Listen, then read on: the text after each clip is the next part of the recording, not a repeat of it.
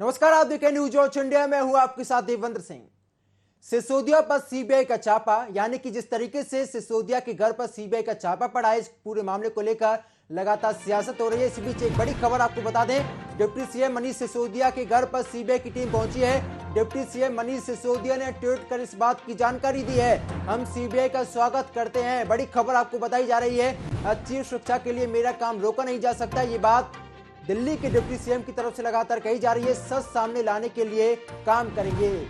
बड़ी जानकारी आपको दी जा रही है। आम आदमी पार्टी के वरिष्ठ नेता और दिल्ली के डिप्टी सीएम मनीष सिसोदिया के घर पर सीबीआई की टीम पहुंची है। मनीष सिसोदिया ने ट्वीट कर सीबीआई की छापेमारी की जानकारी दी।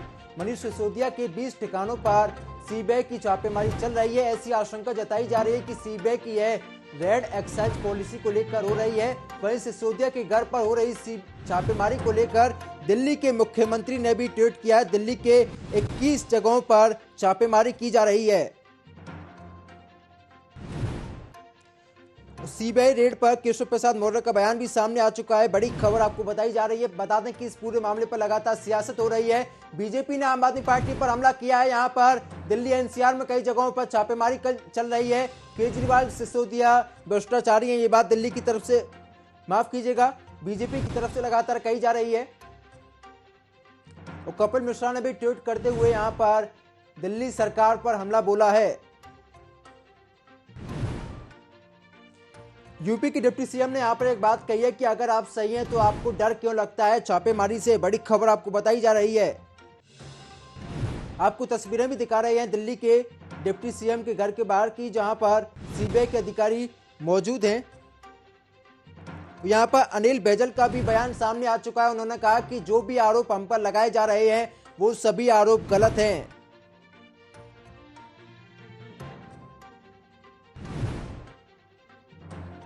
बता दें कि शराब ठेकों को लेकर यहां पर लगातार सियासत हो रही है और साथ ही शराब ठेकों को लेकर दिल्ली के डिप्टी सीएम के घर पर छापेमारी लगातार की जा रही है।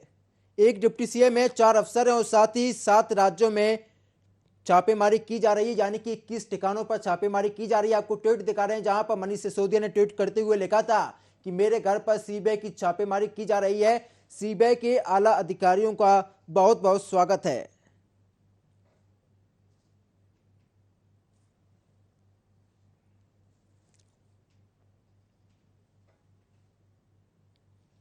तो बड़ी जानकारी आपको दी जा रही है। आपको बता दें कि बीजेपी ने आम आदमी पार्टी पर भी सवाल उठाए हैं। शराब नीति को लेकर लगातार सियासत हो रही है। आम आदमी पार्टी के वरिष्ठ नेता और दिल्ली के डिप्टी सीएम मनीष सिसोदिया के घर पर सीबीआई की टीम पहुंची हुई है और साथ ही आपको बता दें कि इन्होंने एक प्रेस कॉन्फ्रेंस भी की है।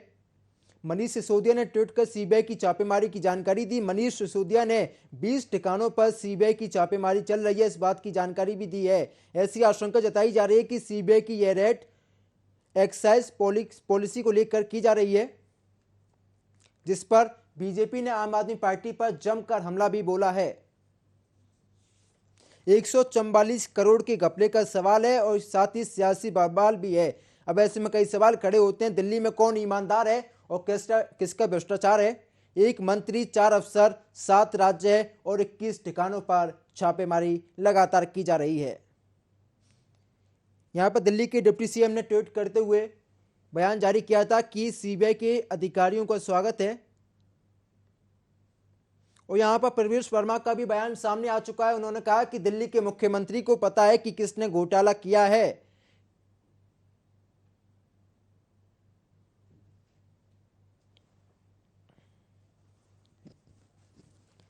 तो बड़ी जानकारी आपको दी जा रही है।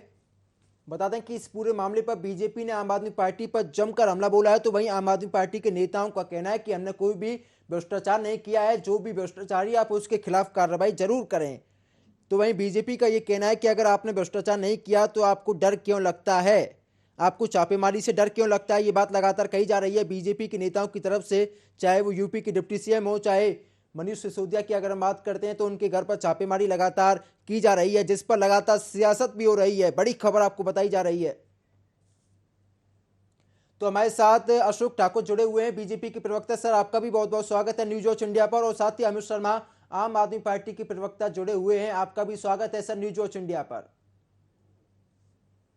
पहला सवाल अमित जी आपसे ही रहने वाला है, अगर आपके नेताओं के घर पर छापेमारी होती है तो इसमें गलत क्या है? सियासत आखिरकार क्यों होती है? छापेमारी तो मान लीजिए कि आम आदमी पार्टी के ऊपर ही क्यों मारे जाते हैं? ये 2015 से इतने डरे हुए हैं। 15 से जब से अरविंद केजरीवाल जी की सरकार बनी है, दिल्ली में दिखाई नहीं पाए। दिल्ली में परफॉर्मेंस दिखाने के बाद भी बहुत अच्छे से हार गए। जी और मानते तब तो इनको डर लग रहा है, इनका घर है वो भी खत्म हो। आज तक इन्होंने आप लोगों को कि मीडिया चीज इन्होंने एमसीडी चुनाव के आम आदमी पार्टी क्या रही थी कि जब तक पार्टी की सरकार को हरा देगी इसके इन्होंने किया कि सीबीआई भेजूंगा तो उसके बाद जी मनीष सिसोदिया को करूंगा आंदोलन से जुड़े हुए। अमित जी मैं आपके पास लौटूंगा। हमारे हमारे साथ अशोक ठाकुर भी जुड़े हुए हैं। अशोक जी, आपके ऊपर ये आरोप लगा है कि आम आदमी पार्टी लगातार ये बात कहती है कि बीजेपी के इशारे पर उनके नेताओं को परेशान किया जाता है, क्या कहना चाहेंगे सर? देखिए, सबसे पहले तो आम आदमी पार्टी सरकार को सबसे ज्यादा डर जांच से क्यों लगता है, उसकी एक वजह ये है, ये लोग झूठ का लवादा ओढ़कर और लोगों को ये कहकर कि हम भ्रष्टाचार के खिलाफ लड़ाई लड़ रहे हैं, ये सत्ता में आए। जी और आने के बाद जिस तरह से इन्होंने यहाँ भ्रष्टाचार किया है, और इस मामले में तो कम से कम जो लिकर पॉलिसी वाले मामले में तो आम आदमी पार्टी सरकार ने सैद्धांतिक तौर पर इस बात को स्वीकार कर लिया है कि भ्रष्टाचार हुआ, क्योंकि स्वयं मनीष सिसोदिया जी ने चिट्ठी लिखी। पर दुख इस बात का होता है कि जांच लिकर पॉलिसी को लेकर हो रही है। मनीष सिसोदिया लिकर पॉलिसी की बात नहीं कर रहे हैं, जी वो शिक्षा की आड़ ले रहे हैं। मैं उनको बताना चाहता हूँ कि जो स्कूलों के जो कमरे बनाए गए, जिस तरह से उन्होंने उसके अंदर भ्रष्टाचार किया है, उसकी भी जांच होगी आने वाले समय में। तो शिक्षा की बात कहकर ये बचने की कोशिश न करें। जो लिकर पॉलिसी पर इन्होंने गलत काम किया है, जिस तरह से भ्रष्टाचार हुआ है, जिस तरह से प्राइवेट कंपनियों को जो है ये ठेके देने में भेदभाव हुआ है जी और नियमों से जो समझौता किया गया है, इससे ये बच नहीं सकते हैं। और दूसरी बात मैं ये कहना चाहता हूँ कि मनीष सिसोदिया जी इसमें अकेले जिम्मेदार नहीं है, क्योंकि ये जो लिकर पॉलिसी है इसमें मुख्यमंत्री और पूरा मंत्रिमंडल इन्वॉल्व है। जी तो ज्यादा डर इसको लगना इसलिए भी लाजमी है कि इनको लगता है कि मनीष सिसोदिया के साथ अगर मनीष सिसोदिया के खिलाफ सबूत मिलते हैं और वो पुष्ट होते हैं, तो उसमें पूरी कैबिनेट अंदर जा सकती है, क्योंकि उस पूरी कैबिनेट ने ये फैसला मिलकर लिया। उसमें मुख्यमंत्री केजरीवाल भी आते हैं। जी तो इनका डरना स्वाभाविक है और ये डरे हुए हैं और ये नहीं चाहते कि जांच हो, लेकिन जांच होगी। और जिन लोगों ने भी दिल्ली की जनता के साथ धोखा किया है, भ्रष्टाचार किया है, जी उन सबको इसकी सजा दी। जी अशोक जी, आपको बता दें कि यहाँ पर संजय सिंह ने एक बयान दिया। उन्होंने कहा कि बीजेपी के लोग ही भ्रष्टाचारी हैं, उनके ऊपर कार्रवाई क्यों नहीं होती है? आम आदमी पार्टी के कार्यकर्ता और साथ ही आम आदमी पार्टी के बड़े नेता भी इस सवाल को उठाने का काम करते हैं। देखिए, भारतीय जनता पार्टी पिछले लगभग 40 सालों से सत्ता में है, जी कहीं ना कहीं राज्यों में है, केंद्र में है, और हम लोग शुचिता की राजनीति करते हैं और ये सब जानते हैं इस बात को। और अगर इस तरह की कोई बात होती तो अटल बिहारी वाजपेयी सरकार के बाद इस तरह की बहुत सारी बातें जो है कांग्रेस के नेताओं ने उस समय कही थी, लेकिन 2004 से लेकर 2014 तक कांग्रेस की सरकार रही, बीजेपी के किसी नेता के खिलाफ एक भी एफआईआर दर्ज नहीं हुई, एक भी कार्रवाई नहीं हुई।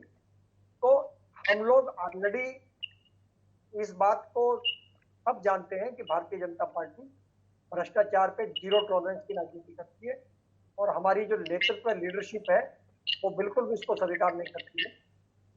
जी और ये तो कांग्रेस और ये दूसरी पार्टियों के लोग ये आरोप लगाते हैं हमारे ऊपर कि इनके यहाँ ज्यादा कंट्रोल है, क्योंकि जो केंद्र में सरकार चल रही है और नरेंद्र मोदी की सरकार है, उसमें किसी को भी किसी प्रकार की ऐसी छूट नहीं दी जाती है कि कोई किस तरह का भ्रष्टाचार करने की सोच भी सकता। जी तो इसी बात से परेशान है कि किसी के पास कुछ है नहीं, जी बीजेपी के खिलाफ कोई मुद्दा है नहीं, जी तो इसलिए झूठे आरोप लगाने के अलावा इनके पास कोई चारा नहीं है। जी और ये हम पर आरोप लगाकर अपने पापों से बच नहीं सकते। जी अमित जी, क्या कहना अगर चाहेंगे? अगर आपने भ्रष्टाचार किया है तो आपके ऊपर कार्रवाई होगी, ये बात बीजेपी का कहना है। और ऐसा तो है नहीं कि आप ही के नेता के घर पर छापेमारी की जा रही है, 21 जगहों पर छापेमारी की गई है।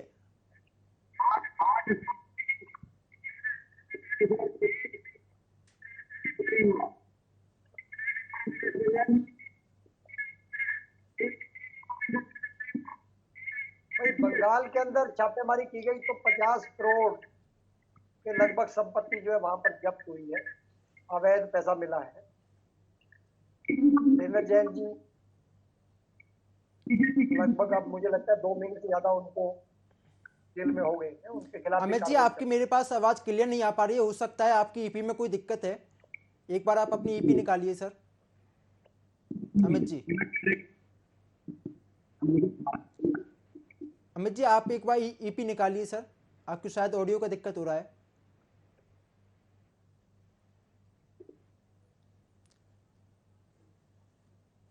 अशोक जी, यहाँ पर संजय सिंह ने एक ये भी बयान जारी किया है कि लोकसभा चुनावों से पहले ये कार्रवाई की जा रही है, यानी कि चुनावी कार्रवाई है ये सर।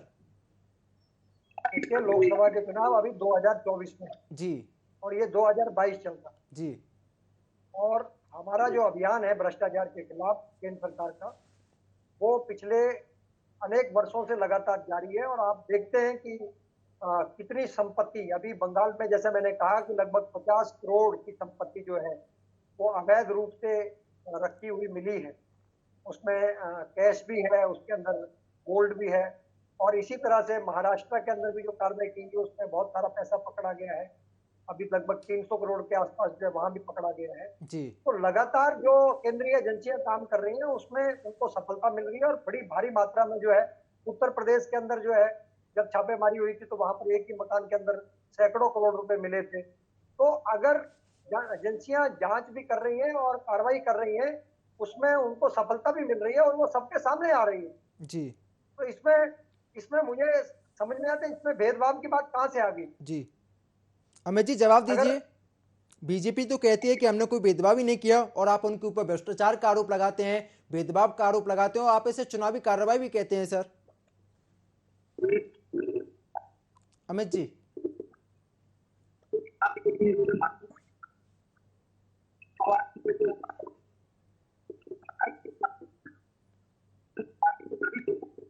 अमित जी बहुत बहुत शुक्रिया। अशोक जी आपका भी बहुत बहुत शुक्रिया हमारे साथ जुड़ने के लिए। तो कहीं ना कहीं यहाँ पर ऑडियो की हमें दिक्कत हो रही है, कहीं ना कहीं इस पूरे मामले पर लगातार सियासत भी हो रही है। यहाँ पर संजय सिंह भी प्रेस कॉन्फ्रेंस कर रहे हैं, उन्होंने कहा कि हमारे शिक्षा मंत्री को जेल में डालने की तैयारी की जा रही है। यहाँ पर संजय सिंह ने एक बड़ा बयान दिया है और साथ ही उन्होंने कहा कि इस पूरे मामले पर बीजेपी सियासत करती है, बीजेपी झूठे आरोप भी लगाती है और नेता एक दूसरे पर वार पलटवार करने का काम कर रहे हैं।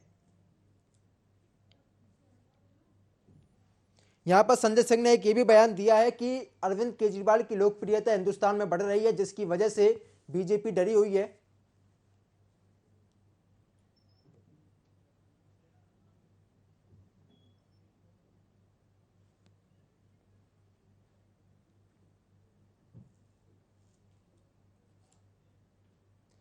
तो आम आदमी पार्टी के नेता संजय सिंह प्रेस कॉन्फ्रेंस कर रहे हैं। प्रेस कॉन्फ्रेंसिंग के दौरान वो क्या कुछ कह रहे हैं, आप भी सुनिए। अभी 2 दिन पहले भारत को दुनिया का नंबर 1 देश बनाने का एक अभियान उन्होंने शुरू किया,